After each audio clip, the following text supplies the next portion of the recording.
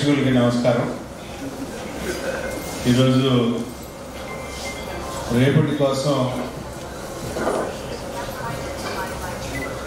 పత్రికలో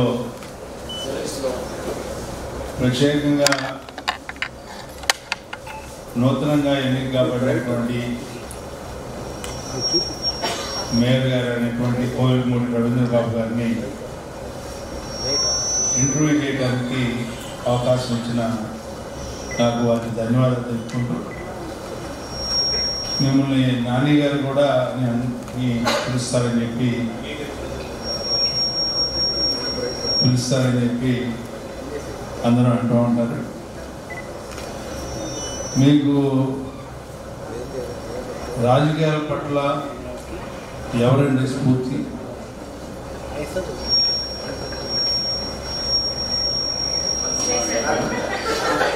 రాజకీయాల పట్ల నాకు స్ఫూర్తి అన్న ఎన్టీ రామారావు. చాలా సంతోషం. మీకు ప్రత్యక్ష రాజకీయాలకు రావాలని చెప్పి మీకు ఎందుకు అనుకున్నారు?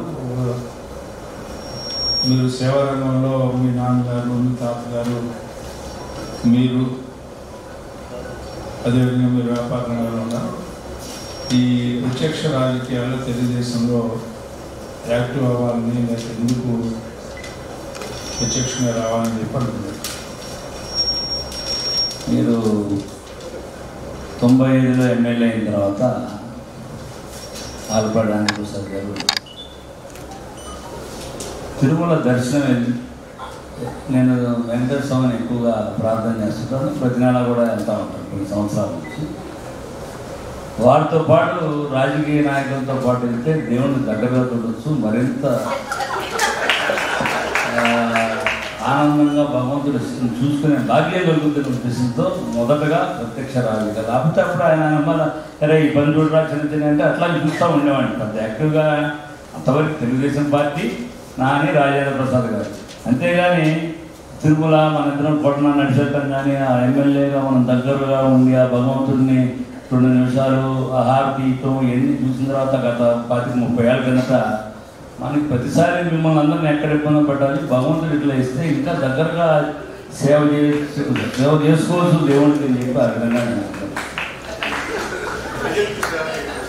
నా మనసుకు అది అనిపించేది అనుకుంటున్నాను. సంతోషం. మీరు దేవుడిని దర్శించుకోవాలని చెప్పి మీకు మంచి ఆలోచన రావటం. ఈరోజు ప్రస్తుత రాజకీయాల్లో మీరు మేయర్గా అయ్యారు. గుంటూరు అనేది చాలా పెద్ద పట్టణం, మంచి పేరు ప్రఖ్యాతులు కలిగినటువంటి నగరం. గతంలో ఇక్కడ వ్యాపార వాణిజ్య రంగాలకు కానీ, టొబాకో ట్రేడ్ కానీ, అదేవిధంగా చిల్లీస్ ట్రేడ్ కానీ,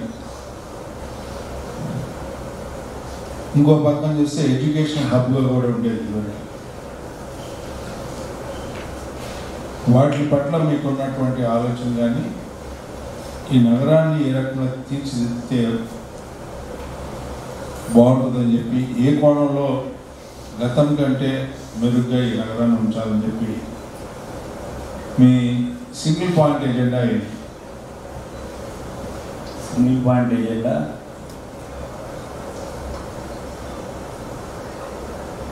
ఈ యొక్క గుంటూరు ప్రధాన యొక్క problem roads, drainage and traffic systems, sanitation, pure drinking water, రకరకాల కోణాల్లో ప్రాబ్లమ్స్ ఉన్నట్టు ఉంది. నాకు మీరు ఇంతకుముందు ఇదే ఎల్వీఆర్ గ్రూప్ని నన్ను సెక్రటరీగా ఉంచారు. ఎందుకన్నా అంటే కాదురా నువ్వు చేయాలి, నువ్వైతే చేయగలవు అన్నారు. నేను మాటల్లో చెప్పలేను కానీ నువ్వు నాకు అప్పు చెప్పినప్పుడు ఎల్వీఆర్ క్లబ్, ఇప్పుడున్న ప్రజెంట్ మనం కూర్చున్న ఎల్వీఆర్ క్లబ్, ఇప్పుడు మీకు కనపడేదంతా కూడా నేను డెవలప్ చేసింది. మీరందరూ సహకరించుకోవాలి. దానికి ఎంతవరకు కంపారిజన్ అనేది నేను చెప్పలేను, మీరు ఏ విధంగా వేసుకుంటారని. దానికి 100 రెట్లు మీ యొక్క నమ్మకాన్ని ఈ 10 నెలల్లోనే నేను నిరూపించుకోగలను. నేనైతే చేసి చూపిస్తాను. థ్యాంక్ యూ అండి. మీ ఆలోచన, సమాజం పట్ల ఉన్నటువంటి అవగాహన, అదేవిధంగా భవిష్యత్తులో ఈ పట్టణాన్ని ఏ రకంగా తీర్చిదిద్దాలనే సంకల్పం, మీరు నమ్ముకున్నటువంటి ఆ కలిగి దేవుడు మీకు అన్ని రకాలుగా ఆయురారోగ్యాల నుంచి మీ సంకల్పాన్ని పూర్తి చేయాలని చెప్పి మేము కూడా ఆ కలిగి దేవుడిని, అదేవిధంగా ఇక్కడ ప్రజలు మిమ్మల్ని మర్చిపోలేనటువంటి విధంగా ఈ పట్టణాన్ని రూపుదిద్దాలని చెప్పి, ఎందుకంటే మన పట్టణానికి ఉన్నటువంటి గౌరవం, పేరు ప్రతిష్టలో రాజకీయంగా, సామాజికంగా, సాంస్కృతికంగా ఈ పట్టణానికి ఉన్నటువంటి పేరు, ఈ జిల్లాకు ఉన్నటువంటి పేరు, ఆ పూర్వ వైభవాన్ని మీ ద్వారా రావాలని చెప్పి రేపటి పర్సన్ ద్వారా మేము మిమ్మల్ని మీకు విజ్ఞప్తి చేస్తూ, మీరు ఇచ్చినటువంటి ఈ ఇంటర్వ్యూ చాలా గొప్పగా ఉందని చెప్పి భావిస్తూ సెలవు తీసుకుంటాం. Thank you.